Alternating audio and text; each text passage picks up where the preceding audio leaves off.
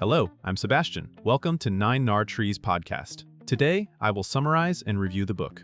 The Book of Awakening by Mark Nepo is a day-by-day companion for readers who want spiritual depth without needing to adopt a single doctrine. Originally shaped as a year-long sequence, the 20th anniversary edition continues the book's central invitation, awaken to the life already here by practicing presence, honesty, and compassion. Nepo writes from the perspective of a poet and teacher who has spent decades exploring how ordinary moments can become gateways to meaning. Each daily entry typically offers a short reflection and a prompt designed to move insight from the head into lived experience. Rather than pushing dramatic self-improvement, the book emphasizes gentle attention to what is true now: grief, joy, longing, fatigue, gratitude, and the small acts that reveal who we are. The result is a practical spirituality that fits into busy mornings, quiet evenings, or any moment when you need a return to yourself. I will give you key takeaways from this book. Firstly, presence as the core practice. A central theme of the book is that presence is not a mood, but a practice, one that can be renewed many times a day. Nepo frames awakening as a return to direct experience, the body's signals, the weather of emotion, the texture of relationships, and the quiet knowledge that arises when we stop rushing. Instead of treating the mind as an enemy, the approach is to notice how thought pulls attention into regret and anticipation, then gently come back to what is in front of you. This emphasis makes the book usable for readers who feel overextended, distracted, or numb because it does not demand long retreats or complicated methods. The daily structure supports consistency. A small reflection can set the tone for the day, while a prompt can become a brief meditation or journal entry. Over time, the practice trains you to meet ordinary moments with more clarity and to recognize that a meaningful life often depends less on changing circumstances and more on changing the quality of attention you bring to them. Secondly, turning life events into inner growth. The book repeatedly points toward a simple but challenging idea. What happens to us can become material for understanding rather than merely a source of reaction. Nepo's reflections encourage readers to work with disappointment, fear, aging, change, and loss as teachers that reveal where we are guarded and where we are alive. This is not a message of forced positivity or denial. The emphasis is on staying close to experience long enough to learn from it, including the parts that are messy or unresolved. The prompts often ask readers to revisit a recent moment, identify what it stirred, and notice what it might be asking for, such as patience, courage, forgiveness, or rest.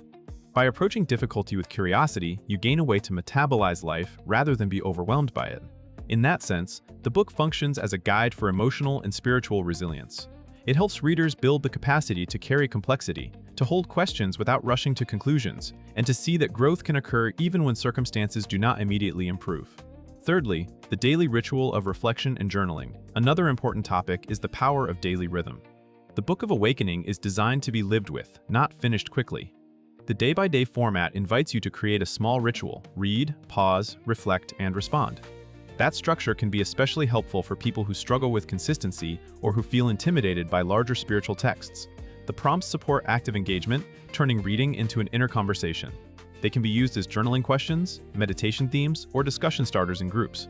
Over time, this repeated turning inward builds self-knowledge in a grounded way. You begin to notice patterns: what reliably triggers defensiveness, what restores energy, what kinds of connection you crave, and what values you keep postponing. The daily practice also reduces the pressure to solve your life all at once. Instead, you make contact with what is real today, and you make one small adjustment in how you meet it. That incremental approach can lead to durable change because it is tied to lived moments rather than abstract goals. Fourthly, compassion and connection in everyday relationships. Nepo's work often circles back to relationship as a primary arena for awakening. The book highlights how presence is tested and revealed in the ways we listen, speak, withdraw, or reach out. Rather than treating spirituality as private self-improvement, the reflections emphasize shared humanity. Everyone carries unseen struggles, everyone longs to be met, and everyone can learn to soften. This perspective can change how readers approach conflict and misunderstanding.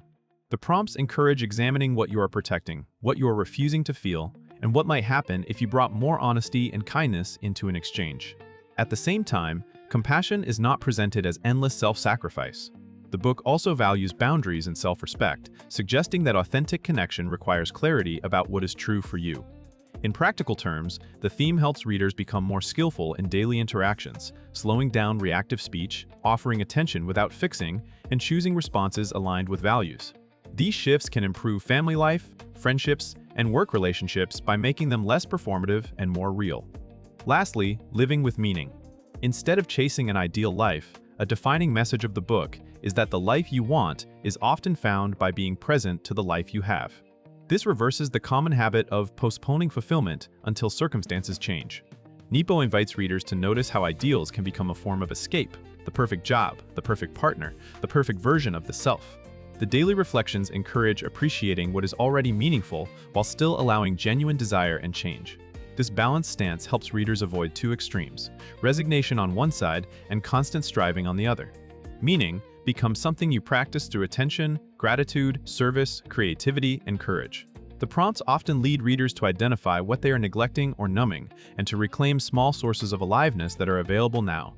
This theme is particularly useful for people in transition, midlife reassessment, or recovery from burnout because it reframes success as alignment rather than accumulation.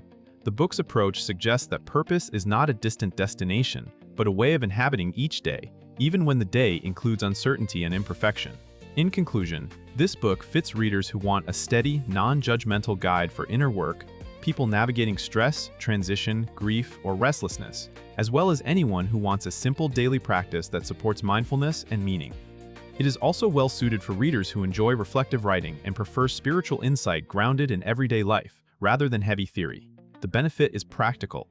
By returning to presence again and again, you build emotional resilience, clearer self-awareness, and a more compassionate approach to relationships. The daily format makes change feel doable because it asks for small moments of honesty rather than dramatic reinvention. Over time, those moments can reshape how you handle conflict, how you respond to fear, and how you recognize what actually nourishes you. Compared to many similar books, the Book of Awakening stands out for its year-long structure and its consistent use of prompts that translate inspiration into action. Instead of offering only concepts, it supports practice, which is what most readers need to turn insight into lived change.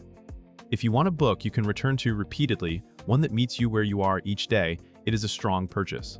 If you would like to support Mark Nepo, you can buy the book through the Amazon link I've provided in the podcast description. After reading the book, please let me know what you think and share your thoughts. See you around.